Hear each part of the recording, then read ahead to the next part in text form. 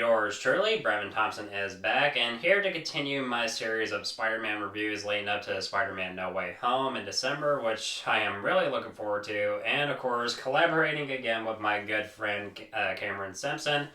And since we're continuing on with the Sam Raimi trilogy, we have now reached Spider-Man 3.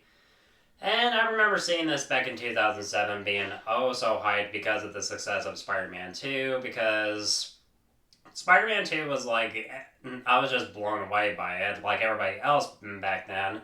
It was like something I had never seen before, and it was like a major improvement over the first film, which I still love.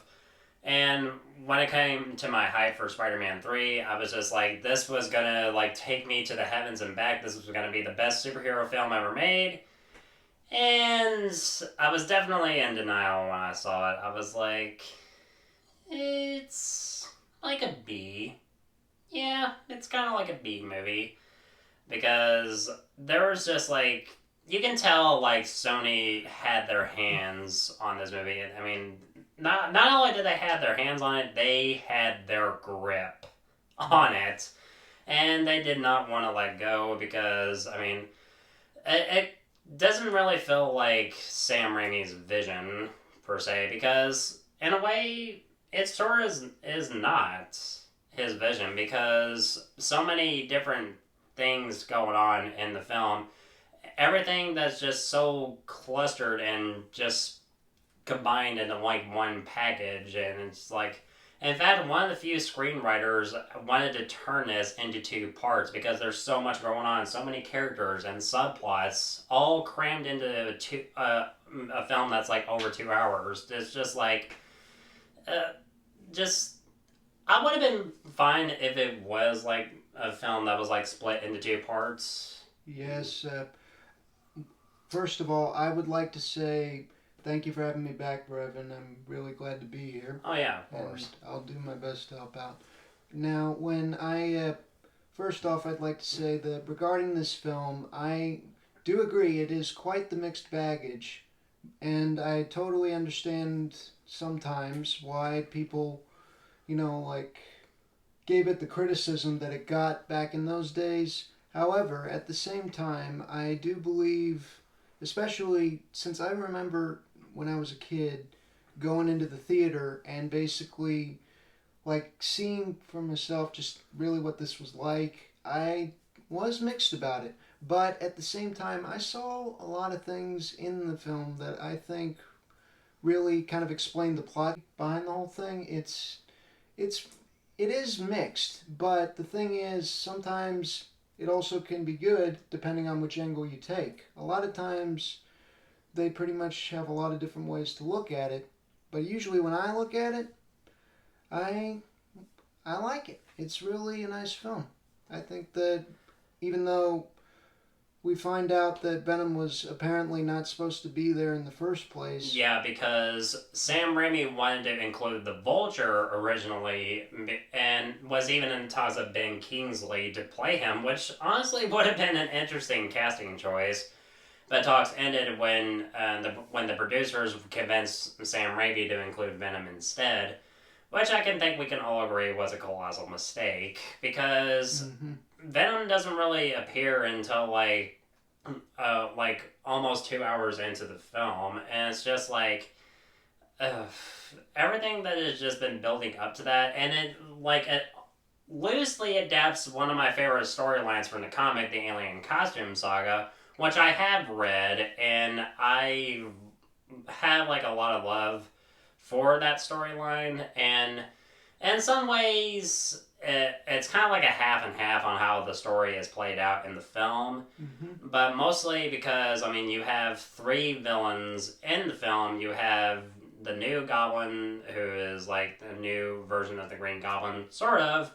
You have Sandman, and of course Venom. And how Venom was handled in this film always pissed me off, because Venom has always been one of my favorite Spider-Man villains, and a lot of people still now have like expressed their disappointment with the film. Even Sam Raimi himself was never truly happy with the film, because He even flat out said that Just a movie that didn't work very well. You know, had a lot of. I tried to make it work, but didn't really believe in all the characters, and so that can't be hidden from people who love Spider-Man. If a director doesn't love something, it's wrong of them to make it. So many other people love it. I should have just stuck with the characters and the relationships and progressed them to the next step, and not tried to top the bar. I think that was my mistake. which is what he said in one interview. And I really want everyone to know here that I understand the mixed baggage, the hate, the disappointment, whatever you want to call it with this film. I do see that. But at the same time, I admit that I was disappointed when I found out that Venom wasn't even supposed to be there in the original script. Instead, like Brevin said, it was supposed to be New Goblin, Sandman, and Vulture, which I, for one, thought would be kind of interesting when I read about it. But at the same time, I still think that even though Venom was not supposed to be there in the first place, to a degree, they definitely did a relatively good job bringing him in. But there's like a lot to really cover in that department to really understand that sort of thing. Yeah, because he gets about like 15 or 20 minutes of screen time, which is really disappointing if you really think about it. I mean, even as a kid, that always annoyed me. I was just like, even back then, I wanted more of Venom. I was just like, if he was in a good movie, then yeah. Do I hate Spider-Man 3? No. Do I think it's one of the worst superhero movies ever made? No. Do I think it's a mostly disappointing sequel? Yes. But there are things about the film that I do enjoy, so we'll discuss those while we're discussing our thoughts on the film. For the most part, I do like how it starts out with, we go through the opening credits, and I do love the new score by Christopher Young, who replaced Danny Elfman.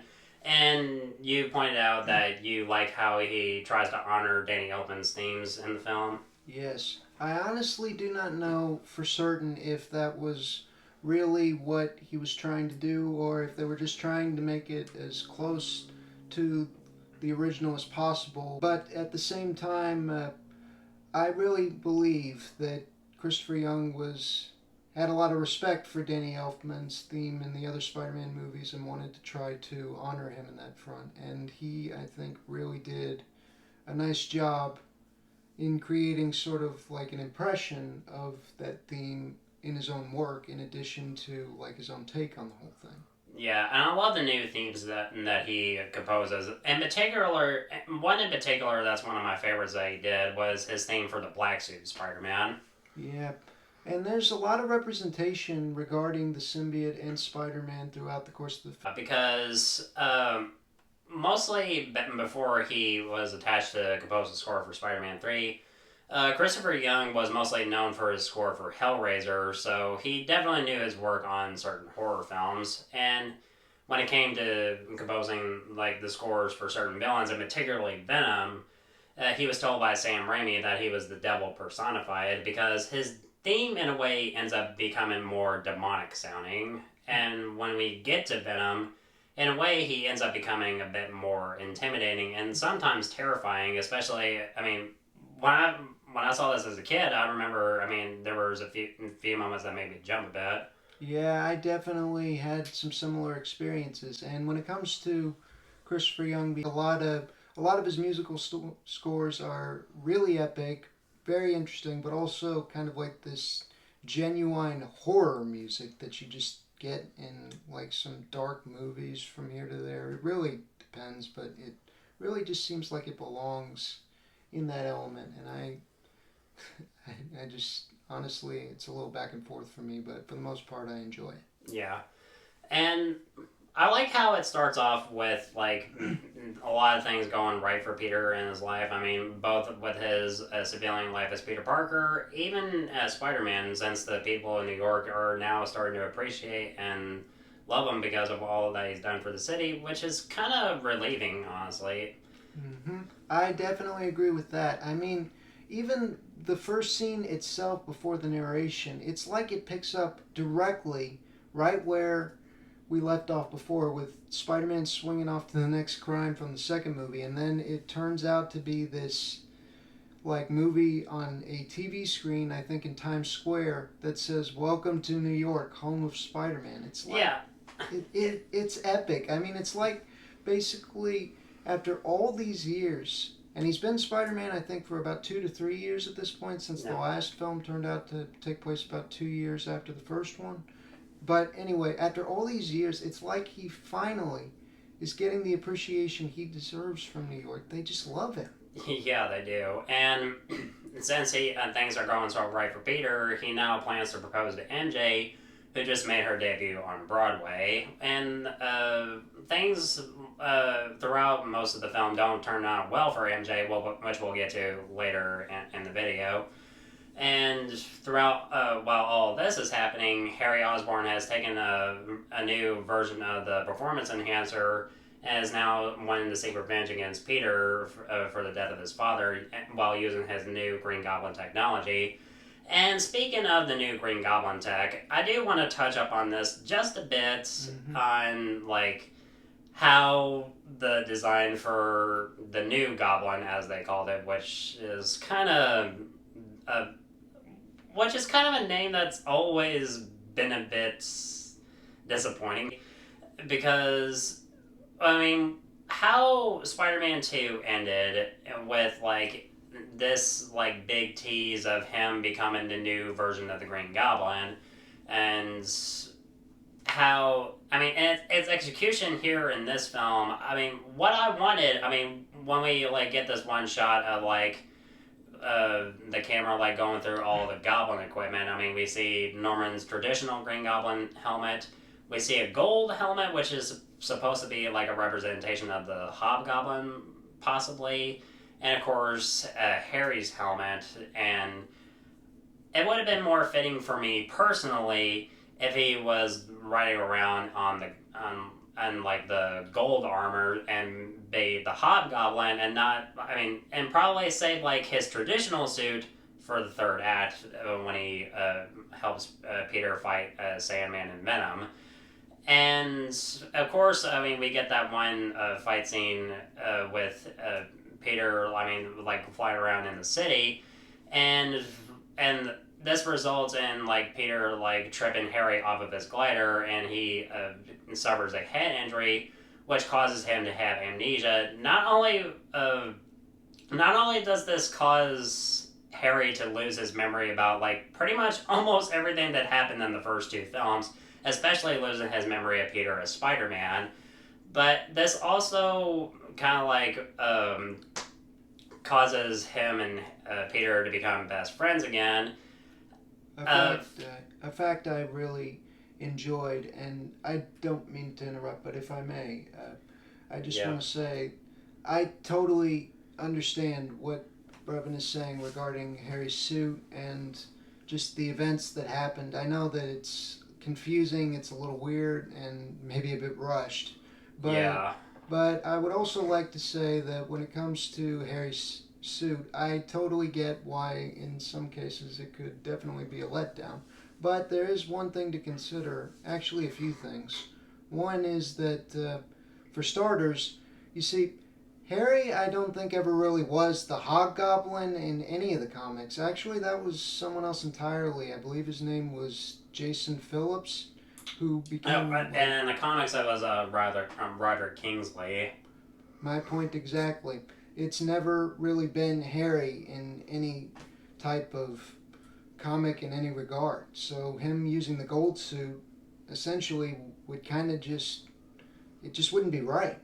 Plus, one thing to consider when he does that suit, it is a little bit of a letdown because you think that maybe he'd be like wearing Norman's old suit to do the job, but... Exactly. But perhaps there's one thing that we haven't exactly considered here. I think that perhaps what they were going for is that the glider and the suit that Norman uses to pretty much take on Spider-Man back in the day, the green suit and all that, that's his suit, that's his style. But I think with Harry, it needs something a little more different to symbolize the difference between the two of them. Yeah, and Harry's glider and I don't know if anybody has made this comparison, but it looks like a weaponized version of the hoverboards that we see in Back to the Future Part 2. Yeah, I guess that would kind of be the closest representation. But personally, Yeah. I always thought that the overall design, to me as a kid, I mean, looked a lot more like a skateboard. You know, like a normal. In a way, it sort of does. And when it comes to the fight scene with Peter and Harry, I mean, there's some good and there's some bad about this scene. I mean, how it's shot properly, I do think it's pretty good. Yeah. And because Sam Raimi knows how to deliver good action sequences, Mm-hmm. but it does have one kind of stupid moment with Peter accidentally. The ring falls out of his pocket that Aunt May gave him, and he tries to catch it, and then he manages to grab it in midair about like 20 seconds later. I mean, not including slow mo, but I'm like, how could he have seen it? I'm just like, the ring is gone. I mean, about like 20 seconds or more. That ring is on the ground. It's gone. My guess is, even though it seems a little unrealistic and maybe a bit cheesy. Yeah, and speaking of how some of the effects will make it a little bit too unrealistic, was mostly because most of the CG, I mean, they would have like computer generated doubles for certain like characters, like, and particularly Harry and Peter and Sandman and MJ. And particularly in the third act, that's when it gets a little bit too. I was just like, it just looks so fake. And that was like at that one time period during the 2000s. I mean, like, let's have like complete digital doubles for actors, and people are just gonna buy it. And it looked so fake. I mean, Blade 2 had that. I mean, they had a digital double for Wesley Snipes, and it looked terrible. And Daredevil back in 2003 had, like, Ben Affleck completely computer generated, and it looked so fake. And also, I cannot forget to mention Matrix Reloaded with Neo fighting dozens of clones of Agent Smith, and it looks so over the top. It looks like a cutscene in a video game. That's what I'm looking at. Just like, it just looked so bad. I would like to say that when it comes to the animation in this film, I totally understand. I'm not trying to be contradictory in anything that he's saying or otherwise. I'm just trying to help explain a few things, perhaps, that people maybe have questions about regarding this film, one of which is the animation not looking as good when it comes to computer-generated stuff. I agree that it is a little outdated, and it does kind of, at first glance, appear a little fake. But one thing to remember is that was pretty much back in the early 2000s, and back then well, actually, I mean, over like the mid 2000s. I mean, for this film in particular, like early 2000s. I mean, that's kind of like where it got a little bit too ambitious. And the thing is, this film had a budget of like over $250 million, and some reports said, some claim that it was closer to $300 million, which made it the most expensive film ever made at the time. And sometimes I begin to wonder where'd the money go. Yeah. And I would say like they use like a huge amount of the budget for the computer generated effects. Yes, and that is something to consider. But one thing to also remember is that at the end of the day, they didn't have like the type of technology that they have today to make it look so realistic. It's a thing that effects artists can't get right even to this day, because I mean it still looks like. Now these days, it would look like still like you're seeing a cutscene from a video game. But then, when it comes to Spider-Man, on the other hand, the effects are a little out of hand at times. But one thing to remember is that, like I said, during that time, they did not have the right kind of equipment that they do now to kind of make it look very realistic. I mean, for example, today's technology has made so many computer-generated images that look so realistic you probably wouldn't even know if it hit you in the face. Yeah, and especially with de-aging, I'm just like, Yeah, it looks beautiful. It's uncanny. It's like it's the real thing, really. But the thing is, in the terms of the effects for this movie, it's not without its flaws. However, I would also like to point out that those particular shots where the animation looks fake, it's only pretty much like that if you're actually looking for them. Because if you're not, because if you're not like, I mean, because if you don't see it, then you're just not paying attention. But off of this subject, one thing I do think that they got right was the casting choice of Thomas Haden Church as Flint Marko, aka Sandman. So what they decided to do with this character, for the most part, I do like it, because instead of just having him be a straight up petty villain as he was in the comics, they make him a bit more of a sympathetic character, because because in this film, he has a daughter who is sick and he's trying to provide for her and trying to trying to get money so he can try to cure her disease. Or just plain make her healthy again. They never really explain what it was. I mean, that's kind of like a bit of a plot hole. Like, what does she have? What does she have, like, cancer or?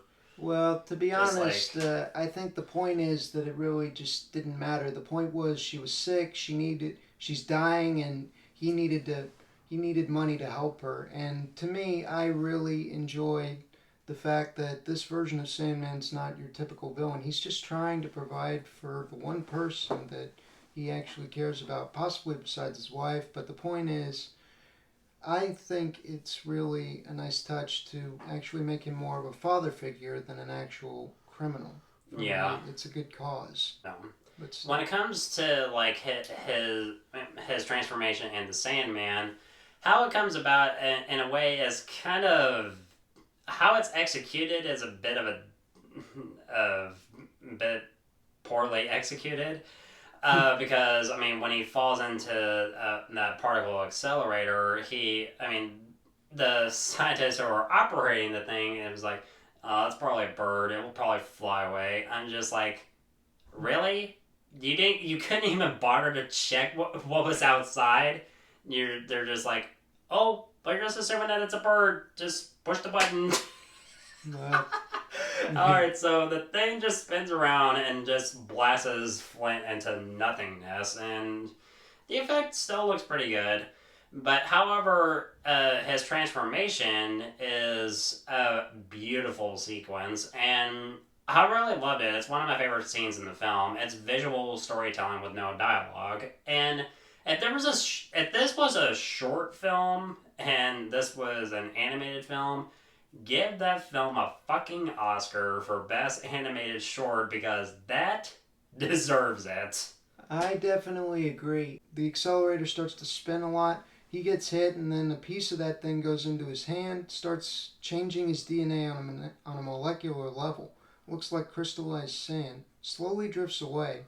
And then, the next scene we get him back, he's like a bunch of rocks slowly trying to reform bit by bit into his default form, possibly by muscle memory. Kind of like, just in some superhero cases, they can stretch or mold into different shapes. Just think about the type of shape you want to be and just be it. But he always has like this little problem when he first shows up. He can't believe what he's become, and he can't really like become solid, so to speak, when he's... That is until he spots that log-up with his daughter's picture. Yes, and I think that that's actually quite a very good way to go, being the fact that he's made of sand and he's confused and all that, but seeing a picture of his daughter gives him the final push he needs to really just come back and start to learn to control his powers. To me, that's one of the best parts of the film.